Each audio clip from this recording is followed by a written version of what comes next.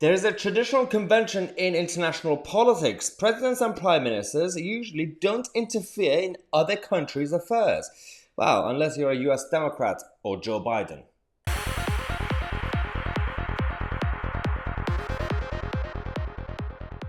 Welcome back to the show, everybody. This is not the first time that we've had a US president interfering in British domestic politics.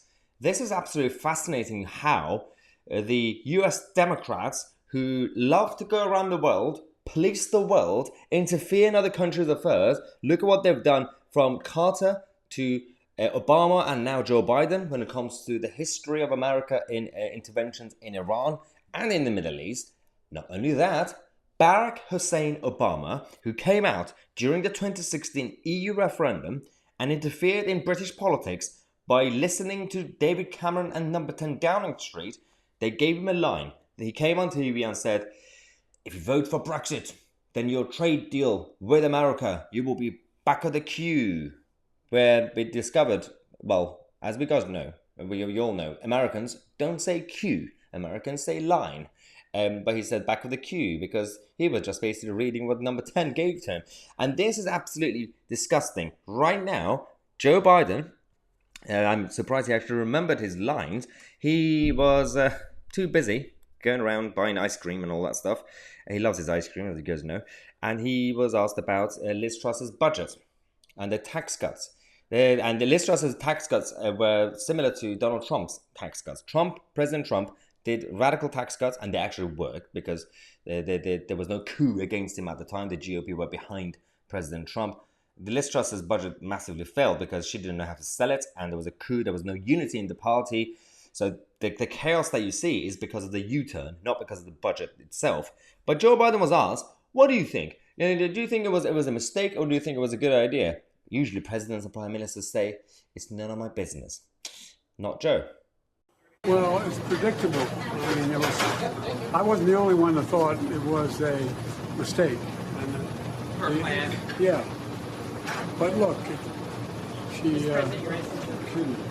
did he just stop talking in the middle of his own answer? Like, ice cream. He just walked away, but he's going to come back and then he's going to give more answers. Well, I think that the idea of cutting taxes on the super wealthy at a time when, anyway, I just think I disagree with the policy, but. Oh my God. Okay. So the problem with the top rate of income tax was not an economic flaw. It only brings in a couple of £1 billion a year. It was a political problem because we live in the West, by the way. In case you don't know, in the West, we have something called politics of envy.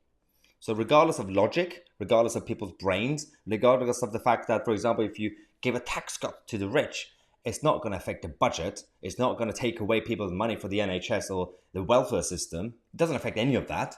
People don't care because people are very emotional in the West. They say, ooh, why is it that that rich neighbor that I have is getting a tax cut?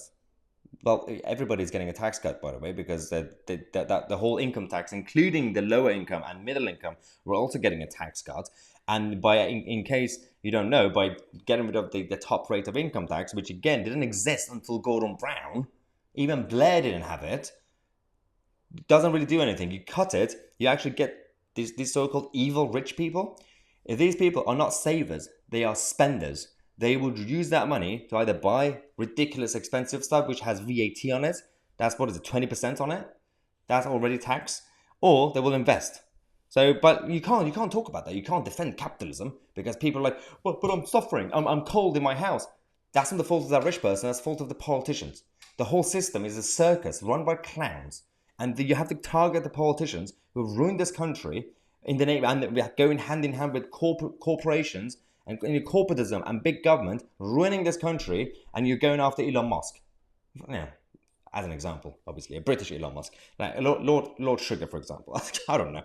It is absolutely fascinating how Joe Biden thinks he can interfere in other countries' affairs. Imagine if we say something about American politics as a prime minister, for example, or the king.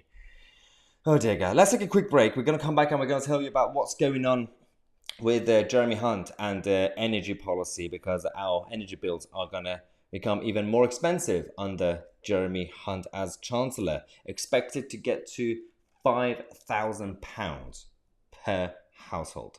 Subscribe to the channel. I'm Tousi, and we are the media.